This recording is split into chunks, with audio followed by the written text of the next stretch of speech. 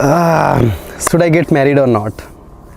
Some people are approaching, and I know one day my mom will ask me the same question. Why don't you get settled, having some job, and then get married?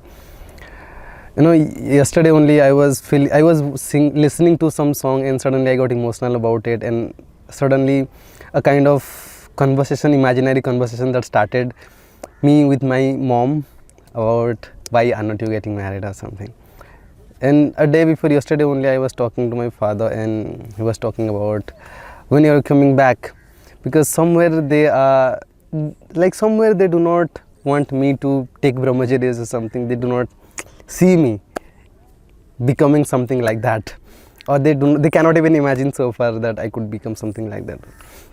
So marriage is not something that I do not want to do, or I'm consciously avoiding it.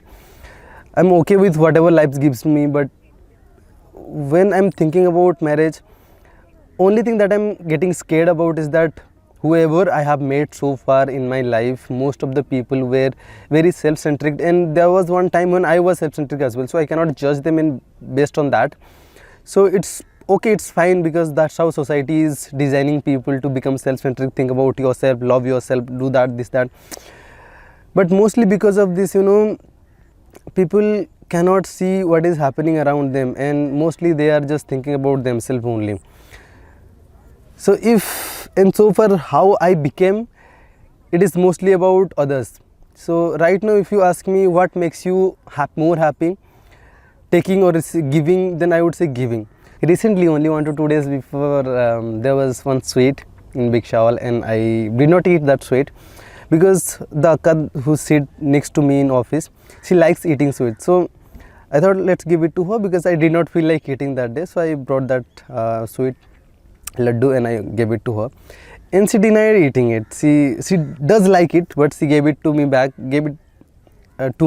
back, because she thought that I'm sacrificing for her. But it's not something that I have a compulsive need. But mostly if I see anybody having something that they want, it's something gives me a lot of fulfillment. Right now, whatever I'm doing here in the YouTube as well, it is not only about making money or becoming famous in YouTube. I have no such desires of doing all these things, but mostly I would like for people to become happy. If they are struggling with something, and if I could help them in any different way, in any way, then that is something that gives me more fulfillment than thinking something about myself or having something for myself.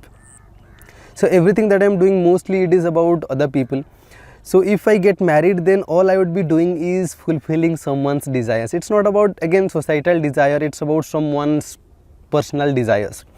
If it is about yours, like if I keep on talking in YouTube, then at least it could reach to some people, at least not even 1, 2, 3 people. I could make their life a little bit easier, like 1% or maybe 0.1%. That's good enough.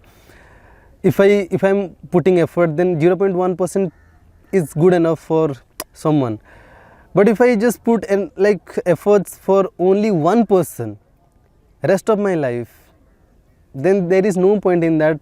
The person will not change, because the karmas that we are having, or the kind of conditioning that we are having, the kind of subconscious training that we have had, all these things will keep on coming back and back and back. That is what karma basically means. So all these things will come back again and again, and just by putting effort behind someone, it will not yield much result. Neither that person can go very far, neither I can take the person very far, because so far I do not consider myself a guru either. Because I can take people to some extent to make them realize that what is life by making some experiment with them, but I cannot 100% make them realize what it is, because I have not experienced it by myself. So being with someone scares me a lot, because all I would feel like I am tired in one pool, and then that is it for rest of my life, just fulfilling someone's dream, because I do not have any dream of myself. But that doesn't mean I do not have desires. I only have one desire of knowing the life in its true nature. So if I find such kind of a person who can do that for me, or who can help me in even 1% in that journey, then I'll definitely accept that person in my life. But if such kind of a person come, then I would not consider them as my partner, but I would consider them as my guru. So I think mostly in my life, the place that is left vacant is the place of the guru. And about some person, friends or partner, I think those places are not there anymore. Over the time, I have managed to stay alone and train myself, become in such a way that all these spaces are just gone. Because whenever you need somebody to talk to, there is no friend, so I talk to my diaries. Whenever there is something I feel I need to share, or I feel very emotional, like yesterday I was listening to a song, suddenly I felt emotional about this marriage stuff. So there was nobody to share with, so right now I'm creating a video on that. So when you keep on dealing with all these situations over and over again, you realize that you do not need anybody. Over the time you will learn to express it, over the time you will learn to deal with it. But if there is somebody else, then you have to manage your fuss and their fuss as well. So over the time what I realized that my fuss are very less and very limited, and I can easily manage because it is it's about me. But when someone else comes, their fuss are it is really difficult to manage their fuss.